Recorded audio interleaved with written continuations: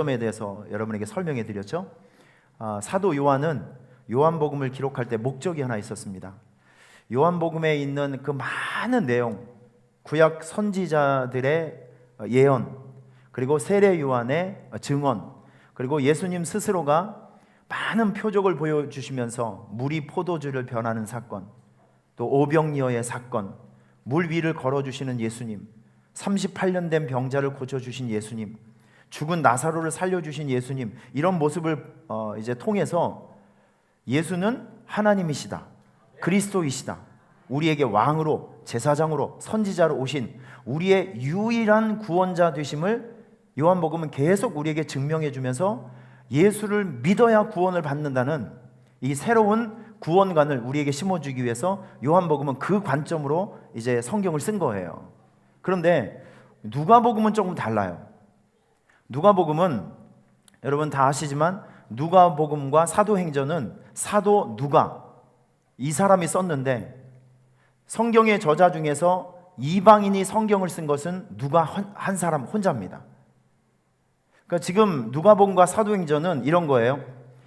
나처럼 이방인들에게 예수님을 잘 설명해 줄 수 있는 교과서, 이게 누가복음이고, 그리고 이방인들에게, 유대인이 아닌 외국 사람들에게 교회의 역사를 잘 설명해 주는 책이 바로 사도행전. 그래서 사도행전은 역사서라고 합니다. 신약의 역사서. 여러분께서 이런 기초적인 것들을 아시고 성경을 보시게 되면 그런 게 보여요. 자, 오늘 지금 예수님께서 율법 박사와 예수님과 만나서 대화하는 장면입니다. 이제 율법 박사가 예수님에게 딱 와서 이야기를 합니다. 예수님, 두 가지를 물어봐요. 어떻게 하면 영생을 얻을 수 있습니까? 두 번째는 누가 나의 이웃입니까? 이 두 가지를 물어보는 거예요. 자, 사랑하는 여러분, 설교를 시작한 지 3분밖에 안 됐는데 벌써 입신 직전 단계에 계신 분이 있으신데 이거 어찌 된 일이십니까? 자, 눈을 크게 뜨시고 저를 한번 보세요. 네. 졸면 하나님의 말씀이 안 들어가면 여러분 영혼이 죽습니다. 졸음과 싸우는 것도 능력이고 영적 싸움이에요. 아시겠죠? 조금만 집중해 주세요. 설교가 그렇게 길지 않아요. 3시간 안에 다 끝나니까 하여튼 안심하시고 눈을 크게 뜨고 설교를 잘 들어주시길 바랍니다. 사실 어제 금요일 날에도 그랬지만 준비해야 될 상황들이 많아서 금요일 날에도 이제 새벽에 금요일 날 이제 토요일 날 사역이 되니까 제 기분이, 어제는 제가 필리핀에 있을 때 단기 선교팀들이 오잖아요. 그러면 제가 처음부터 끝까지 다 해결해야 되거든요. 먹는 거, 입는 거, 사역하는 거, 운전하는 거, 이 모든 것을 제가 다 혼자 다 해야 돼요. 그러니까 어제는 꼭 제가 그런 느낌이에요. 며칠 전서부터 또 심장이 벌렁벌렁 하면서 꿈속에서도 그런 생각을 하게 되고, 하여튼 저는 지독한 병이 있는 것 같아요. 뭐가 하나 이제 시작이 되려면 집중이 되고 몰입이 돼요. 신경을 안 쓸 수가 없죠. 자, 그래서 토요일 날 또 아침에 잠도 많이 못 자고 이제 운전을 해고 갔는데 갈 때는 괜찮았어요. 모든 사역이 끝나고 이제 올라올 때가 되니까 몸이 천근만근 깔아지는 거예요. 뒤를 보니까 사람들이 막 할렐루야 다 잡고 입 다 벌리고 막 서로 끌어안고 자고 있고 막 입 벌리고 자고 있고, 얼마나 부러운지. 그래서 옆에 이미경 권사님하고 김명 집사님 불러서 이제 간증 어떻게 할 건지 그 핑계 삼아 이렇게 얘기하면서 진짜 간신히 버티고 왔어요. 어제 또 심장이 벌렁거려 가지고 수면제를 먹고 아침에 좀 잤거든요. 자고 일어났는데 오늘 아침에 예배 드리면서 지금 이 시간에도 그때 그 어제의 여운이 자꾸 남아서, 마음이 굉장히 좀 애매모호합니다. 애매모호하고 여러분께서 협력을 같이 해주셔야 이 시간에도 은혜가 될 줄 믿습니다. 감동이에요, 감동. 그 어제의 그 여운, 그 은혜의 여운이 오늘도 있는 거예요. 오늘도 찬양을 부르는 순간 자꾸 이제 올라오고, 이게 자꾸 이제 목사가 울면 이게 결정적인 순간에 한번 울어야 되지, 이상할 때 자꾸 울어버리면 이게 별로 아니거든요. 근데도 오전에 자꾸 눈물이 자꾸 나오려고 하고, 아마 아까 김명 집사님도 그래요. 내가 경상도 발음이 심해서 그래서 제가 그랬습니다. 무조건 천천히 해라. 여러분 잘 알아들으셨죠? 아무 문제도 없었죠? 지방색이 조금 나오긴 했어도 뭐 그 정도는 다 우리가 이해할 수 있었던 것 같아요. 너무너무 귀한 시간이었고 너무너무 귀한 은혜였습니다. 우리 남년희 집사님 오늘 오셨습니다. 저기 계시네. 남년희 집사님은 반성을 좀 많이 하셔야 돼. 간증을 진짜 뭐 간증을 하면 하여튼 교회를 안 올 상황이었습니다. 하여튼 얼마나 그렇게 힘들게 하시는지. 근데 일부 예배 시간에 간증을 얼마나 오래 하셨는지 황 목사님이 설교할 게 없었어요. 모든 간증하시는 분들이 마음이 다 울면서 간증을 하지 않습니까? 간신히 참아가면서. 왜냐하면 그 현장에 그만큼 강력한 은혜가 있었던 거예요. 오늘 저는 이 말씀을 읽으면서 여러분께 딱 두 가지를 마음에 남았으면 좋겠습니다. 너도 이같이 하라. 예수님께서 오늘 우리에게 하라고 하신 것이 있어요. 하지 말라고 하는 것이. 자, 율법사가 이렇게 물어봅니다. 아주 의시되면서, 예수님, 영생을 어떻게 하면 얻을 수 있겠습니까? 자, 이거는 이런 배경이 깔려 있습니다. 나는 모세의 율법을 태어나면서 잘 지키고 있다. 나는 누가 뭐래도 율법을 너무나도 잘 지키고 있는 사람이기 때문에 나는 행위를 통해서, 행동을 통해서 난 이미 구원받는 사람이다. 자기를 이렇게 과시하기 위한, 예수님에게 칭찬받고 과시하기 위해서 이런 질문을 하는 거예요. 주님, 예수여, 내가 어떻게 하면 영생을 받을 수 있습니까? 자, 이때 예수님께서는 두 가지로 답하십니다. 내 이웃을 사랑해라. 그리고 또 한 가지는 하나님을 사랑해라. 이 두 가지를 딱 얘기합니다. 아이고, 잘 됐다. 난 이미 이런 것 오래전부터 잘 지키고 있었다. 자, 그러면서 이 율법사가 한 가지를 또 물어봅니다. 그러면 내가 이웃을 사랑하고 싶은데 내 이웃은 누구입니까? 라고 툭 물어봅니다. 이때 예수님께서 오늘 비유를 얘기해 주시는 거예요. 한 강도가 길을 떠나는데 강도를 만났어요. 그런데 피 흘려서 쓰러져 있는 강도에게 세 사람이 찾아옵니다. 첫째는 제사장, 둘째는 레위인, 셋째는 사마리아인. 이 세 사람이 찾아오게 되는 거예요. 자, 우리 정리를 한번 해보겠습니다. 성경에 나오는 제사장은 성직자죠. 그러니까 지금 제사를, 사람들이 찾아오면 제사를 드리기 위해서, 옛날 같은 경우에는 찾아온 짐승에게 죄를 전가시켜서 그 사람을 대신해서 하나님께 화목 제물을 드려 인도하는 분이 지금으로 얘기하면 목사님이에요. 성직자. 그런데 이 제사장에게는 하지 말아야 될 일들이 몇 가지가 있어요. 그 중에 첫째가 무엇이냐면 이제 죽은 그 시체에 손을 대지 말고 여러 가지 지켜야 될 그 법이 있었는데, 지금 이 제사장이 피 흘린 강도를 딱 보고 도와준 것이 아니라 그냥 외면하고 가버렸어요. 여러분, 이것은요, 같은 동족을 살피라는 제사장의 의무를 파괴한 거예요. 자기 손에 의문의 피를 묻히지 않는 이 율법은 지켰을지언정 어려움에 처해 있는 동족을 도와주지 않는 제사장의 의무를 지키지 않은 이 실수를 범하고 있는 거예요, 지금. 또 한 사람은 레위인입니다. 자, 레위인은 성전에서 일을 하고 있는 사람들이죠. 성전에서 이 레위인들은 세상의 직업을 가지면 안 되고 오직 성전에서 일을 하고 교회 일을 하는 사람들이에요.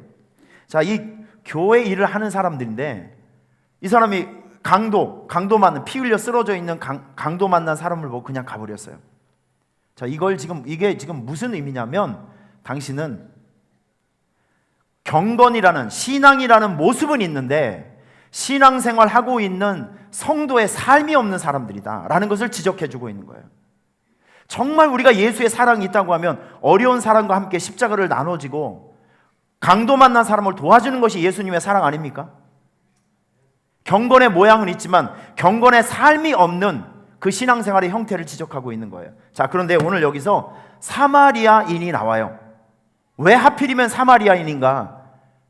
제가 여러분에게도 여러 번 설명해 드렸지만 사마리아는요, 자, 여러분 눈을 뜨세요. 조금만 더 가봅시다. 사마리아는 북쪽 이스라엘의 수도였어요.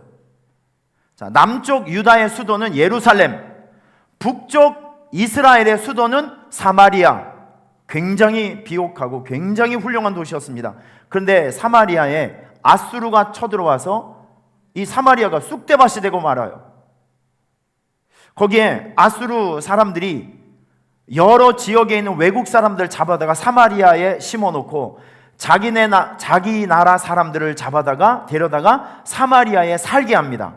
그러니까 북쪽 이스라엘의 사람과 외국 사람들과 결혼하는 일이 생겨버렸어요. 그래서 거기는 순수 혈통을 잃어버리게 됩니다.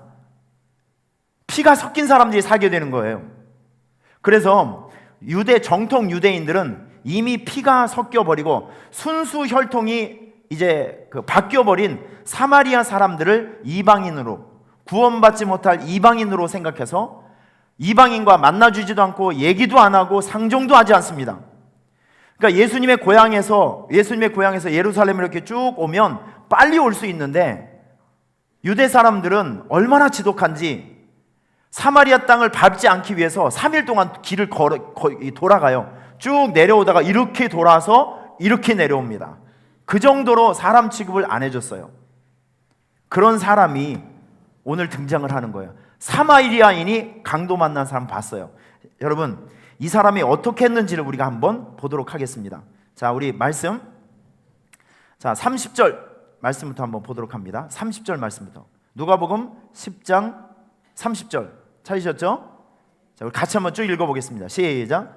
예수께서 대답하여 이르시되 어떤 사람이 예루살렘에서 여리고로 내려가다가 강도를 만나매 강도들이 그 옷을 벗기고 때려 거의 죽은 것을 버리고 갔더라. 마침 한 제사장이 그 길로 내려가다가 그를 보고 피하여 지나가고 한 레위인도 그것에 이르러 그를 보고 피하여 지나가되 어떤 사마리아인은 여행하는 중 거기 이르러 그를 보고 불쌍히 여겨 가까이 가서 기름과 포도주를 그 상처에 붓고 싸매고 자기 짐승에 태워 주막을 데리고 가서 돌보아 주니라. 그 이튿날 그가 주막 주인에게 데나리온 2를 내어주며 이르되 이 사람을 돌아보라. 비용이 더 들면 내가 돌아올 때 갚으리라 하였으니 내 생각에는 이 세 사람 중에 누가 강도 만난 자의 이웃이 되겠느냐. 이르되 자비를 베푼 자니이다. 예수께서 이르되 가서 너도 이와 같이 하라. 자, 지금 보면 제사장하고 레위인은 보고 피했어요. 그런데 오늘 사마리아인은 좀 달랐습니다. 우리 그 내용들을 확인을 하고, 첫째, 사마리아인은 강도 만난 사람을 첫째 불쌍히 여겼어요. 불쌍한 마음으로, 불쌍한 눈으로 바라봤어요. 자, 두 번째, 이 사람을 불쌍히 여기는 데서 끝나는 것이 아니라 실질적으로 도와줬어요. 사람을 말에 태워서 여관에 옮겨놓고 병원에 옮겨놓고 그 병원 의사에게 이야기를 합니다. 잘 돌봐줘서 고쳐줘라. 만약에 돈이 모자르면 내가 돌아오는 길에 돈을 지불하겠다. 자기의 실질적인 돈을 줘서 그 사람을 치유받게 했어요. 그러니까 마음으로 돕고 몸으로 도왔던 것이죠. 자, 이 사람에게 물어봅니다. 그러면 이 세 사람 중에서 진짜 이웃은 누구이겠는가? 라고 물어보게 됩니다. 누가 이웃이죠? 예, 마음으로 불쌍히 여기며 그리고 실질적으로 도와줬던 그 사람이 진짜 강도 만난 사람의 이웃이라는 것이죠. 자, 그러면서 예수님께서 결론적으로 이렇게 딱 한마디를 하십니다. 가서 너도 이와 같이 하라. 가서 너도 이와 같이 하라.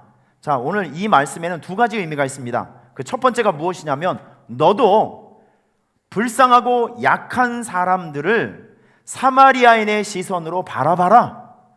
그들을 바라보고 그들에게 눈길을 줘라. 이런 뜻입니다. 사랑하는 여러분, 저를 한번 봐주세요. 제가 오늘 이 설교를 준비하다가 참 가슴 뜨거운 우리나라의 우리 그 초기 선교사님 중에 여자분들이 굉장히 많거든요. 여자분들이. 근데 이분의 이름이 엘리제 요한 쉐핑이라는 그 선교사님이신데, 여러분 지금부터 영상을 한번 보여드릴 테니까, 이분은 고아와 여자 과부들을 위해서 굉장히 헌신하셨던 분이에요. 정말 왕처럼 살 수 있었고 대접받으면서 살 수 있었던 사람이 아무도 모르는 조선 땅에 왔어요. 왜냐하면 우리 조선을 불쌍히 여기는 눈이 있기 때문에 온 거예요. 오늘 이 영상을 보시면서 오늘 우리가 한 가지 깨닫고 결단해야 될 것이 무엇이냐면, 우리 주변에 우리가 불쌍한 마음으로 바라보고 눈길을 줘야 될 사람들이 많이 있다는 것을 생각하고 오늘 말씀과 이 영상을 함께 보셨으면 좋겠습니다. 눈길을 주세요. 졸고 있는 사람에게 눈길도 주시고, 안 뽑기는 사람에게도 눈길도 주시고, 말 안 듣는 사람도 눈길도 주시고, 눈길을 주시길 바랍니다. 눈길을 주는 것이 우리 주님께서 원하시는 일이라니까요. 우리가 은진충 교회를 바라보듯이 누구도 바라보지 않는 그 사람, 누구도 관심 없는 그 사람에게 우리의 눈길을 주니까 거기에서 생명의 역사가 나타나질 않습니까? 여러분, 눈길을 주십시오. 하나님께서, 우리 예수님께서 우리에게 요구하시는 것이 바로 이것입니다. 눈길 주기. 자, 우리 엘리제 요한나 쉐핑, 이분의 그 스토리를 우리 같이 한번 보도록 하겠습니다.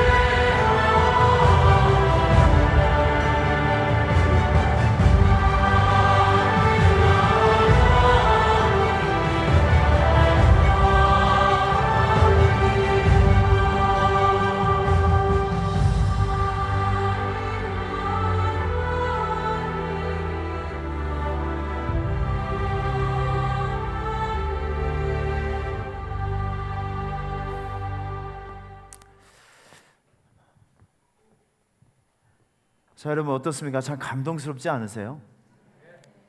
우리나라는 이렇게 복음의 빛을 많이 비친 사람들이에요. 저렇게 이름도 모르고 성도 모르고. 이분들이 왔던 1900년대 초반은요, 정말 이 조선의 환경이 지옥 같은 상황이었습니다. 지옥 같은 상황. 양화진에 가보면 선교사님들 무덤이 있는데 그 무덤 가족 묘 중에서 아이들의 무덤이 굉장히 많아요. 환경이 바뀌게 되면 어른도 건디기 힘든데 아이들은 더 이제 바이러스나 아니면 병에 걸려서 죽는 경우가 허다하죠. 오늘 우리가 함께 봤던 그 서서평 선교사님, 원래 이름이 그 엘리제 요한나 셰핑. 이분은 조선에 오지 않아도 평범하게 편안하게 살 수 있는 분이었어요. 근데 이분이 아파서 누워있고 가난하고 강도 만난 사람처럼 피 흘려 쓰러져 있는 조선을 바라봤어요. 눈길을 줬어요. 오늘 예수님께서 우리에게 요구하는 것은 이겁니다. 피 흘려 쓰러져 있는 사람들에게 눈길을 줘라. 오늘 여러분께서 이 마음을 좀, 이 눈길을 가슴속에 품고 한번 갔으면 좋겠습니다. 우리 시험을 한번 해볼게요. 옆에 있는 사람 눈길을 한번 줘보세요. 눈길만 주세요. 비웃지 마시고 눈길을 주기, 바라봐 주기. 힘들어하는 사람들, 어려워하는 사람들, 아파하는 사람들 바라봐만 줘도 용기가 되고 힘이 되는 거예요. 한번 따라 합시다. 눈길을 줍시다. 다시 한번요. 눈길을 줍시다. 불쌍히 여기는 마음으로 그 사람들을 바라보세요. 그 대상이 누구이든지. 할렐루야. 자, 그리고 한 가지만 더, 눈길을 주고 그 다음에 여러분의 소유를 주세요. 눈길을 주고 실질적인 도움, 구체적인 행동을 주세요. 오늘 우리 어제 은진중 교회 갔을 때 전 우리 성도들에게 진짜 너무 감사한 게 하나 있었습니다. 그게 뭐냐면, 첫째는 우리 선교 대원들이, 전도팀들이 어쩜 그렇게 말을 잘 들으시는지, 뭐 그냥 먹으라면 먹고 가라 그러면 가고, 화장실에 갔다 오라면 가서 오면 얼마나 잘 싸고 오시는지 그렇게 말을 잘 들으셔. 진짜 너무 감사해요. 어제 마지막에 전주에 갔으니까, 전주하면 제일 먼저 생각나는 게 뭐죠? 음식 중에서 비빔밥이죠. 그 전주 비빔밥을 좀 사드리려고 그 가게 이름까지 내가 다 알아서 막 이렇게 해놨어요. 근데 오후에 제가 몇 시에 갈지를 모르니까 그냥 예약은 해놓진 않고 가게 이름만, 그 가게를 물어보니까 막 엄청 큰 데더라고요. 뭐 200명 이상 들어갈 수 있는. 그래서 저는 안심하고 있었죠. 딱 끝날 때쯤에 전화를 했죠. 우리가 한 40명 정도가 갔는데 제 예약이 되겠냐 그랬더니 이미 예약이 다 찼대요. 그러니까 어제 토요일이었었죠. 토요일인데 내려가는 길에 보니까 날씨가 너무 좋다 보니까 사람들이 얼마나 많이 이동이 되는지 모르겠어요. 오늘도 우리 성가대원들 보니까, 또 우리 성도들 보니까 이제 오늘 무슨 가족의 일이 있으시니 못 나오신 분들이 제법 눈에 많이 띕니다. 어제 벌써 도망갈 사람들은 다 도망갔어요. 고속도로 보니까 막 얼마나 많이 막히는지 모르겠어요. 하여튼 그래서 다른 집을 막 수소문을 했습니다. 걸어 다닐 수 있는 비빔. 근데 또 문제가 뭐냐면 40명이다 보니까 이게 자리를 확보하는 게 어렵더라고요. 그래서 막 알아보니까 그 유명 전주 한옥마을 근처는요 얼씬도 못 하겠더라고요. 전부 안 된대요. 40명이면. 그래서 어쩔 수 없이 이제 시장에 들어가 보니까 거기에 백종원 씨인가 뭔가 왔다 갔다 하는, 그때 그 사람 해장국집이 있대요. 가서 그걸 예약을 해놓고 갔습니다. 가서 설명해주고 이제 식사를 거기서 하게 됐죠. 그런데 제가 감사한 게 무엇이냐면, 저는 이런 걸 기대하지 않았어요. 예배 마치고 우리 유경재 권사님께서 봉투를 이만큼을 가지고 오세요. 이게 뭐냐면, 우리 성도님들이 거기 가서 보니까 하나님께서 그래도 조금이라도 이 목사님에게 도움이 됐으면 좋겠다 하는 마음으로 자발적으로 선교 헌금을 제가 뭐라고 하지 않았는데도 내라고 하지 않는데 스스로 해서 가지고 오셨어요. 야, 진짜 너무 고맙더라고요. 너무 고마. 우리가 참 이렇게 수준이 높아졌구나라는 생각을 제가 참 많이 했습니다. 예? 어디 가면 이런 것도 할 줄 알고 챙겨줄 줄도 알고. 할렐루야. 태백에 가시는 분들은 참고해 주시길 바랍니다. 제가 뭐라고 얘기는 하진 않겠어요. 그냥 참고만 해주셨으면 좋겠어요. 뭐 그렇다는 거죠. 그런데 목사님이, 제가 이제 그걸 이제 드리니까 목사님이 진짜 손을 벌벌벌 떠시면서 이 사랑을 뭘로 갚아야 되겠냐는 거죠. 이 사랑을. 여러분, 이게 입장을 한번 바꿔놓고 생각해 보자고요. 우리 교회에 이렇게 있는데 제가 성도가 한 명밖에 없어. 김미영 씨 집사님 한 명밖에 없어 지금.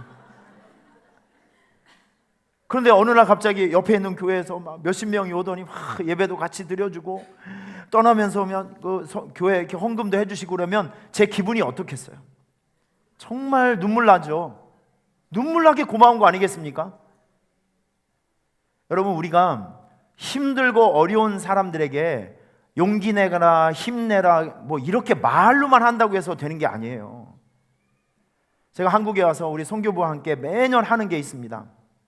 1년에 2번씩 우리 국내 선교, 해외 선교지에 있는 분들에게 때가 되면, 구정 때가 되면, 추석 때가 되면 꼭 선교부의 이름으로 과일을 주든지 아니면 그 해외에 있는 가까운 데 필리핀 선교사들은 김치를 보내드려요. 이거 매년 그렇게 하고 있습니다. 왜냐하면 제가 받아보니까 그 마음을 아는 거예요. 외로운 삶의 현장에 누군가 나를 기억해서 김치를 보내주고, 외로운 상황에 있는데 누가 나를 추석이라고 명절이라고 해서 과일 한 상자를 보내주면 이게 과일이 아니라니까요. 여러분, 그 김치 먹을 때, 과일 먹을 때 손이 떨려요. 마음에 감동이 되는 거예요. 우리 주님께서 우리에게 얘기하시는 거 이거예요. 눈길을 주어라. 그리고 너의 삶을, 너의 소유를 주어라. 아니, 아픈 사람에게 사랑한다고 하면 일어나세요, 치료받으세요, 이게 사랑이 아니라 안아줘야죠. 약을 발라줘야죠. 병원에 데리고 가야죠. 돈이 없으면 내 돈을 내서라도 치료받게 해야죠. 여러분, 이게 사랑이라고요. 자, 우리 교회는 눈길만 주는 교회가 아니라 실질적인 우리의 소유를 주는 교회가 되어야 합니다. 이거 우리 주님께서 이렇게 얘기하는 거야. 가서 너도 그렇게 해라. 여러분, 이번 한 주간 우리 2가지 원칙을 가지고 한번 살아봤으면 좋겠습니다. 첫째, 눈길을 주고. 아멘 좀 해봐요. 끝이니까 좀 용기를 내시길 바랍니다. 눈길을 주고, 여러분의 소유를 주고, 그렇게 해서 우리 주변에 있는 사람을 한번 섬겨보자는 거예요. 나눔과 섬김에서 뭐가 나온다 그랬죠? 참 행복이 나옵니다. 하나님께서 기뻐하시는 일들도 많이 나오고요. 전주사역은 정말 너무너무 우리의 마음속에 아주 깊은 울림과 떨림과 그리고 좋은 교훈을 주었던 축복의 시간이라고 저는 생각이 됩니다. 오늘 하루 종일 어제 예배의 영성과 그 하루 종일 예배의 은혜가 우리 마음을 이렇게 행복해 하고 우리를 이렇게 감격시키고 있습니다. 여러분, 우리 이런 일을 열심히 하고 많이 하고 제2, 제3의 전주사역을 많이 만들어냈으면 좋겠어요. 자, 우리 기관에서도 또 우리 어떤 모임에서도, 우리 성가대에서도, 어떤 모임에서도 우리 조금 힘을 합하고 마음을 합해서 우리의 도움과 힘을 필요로 하고 있는 주변의 교회들이 얼마나 많은지 몰라요. 우리 그곳을 바라봅시다. 우리의 눈길을 줍시다. 우리의 마음을 줍시다. 우리의 소유를 주면서 그들을 잘 섬겼으면 좋겠습니다.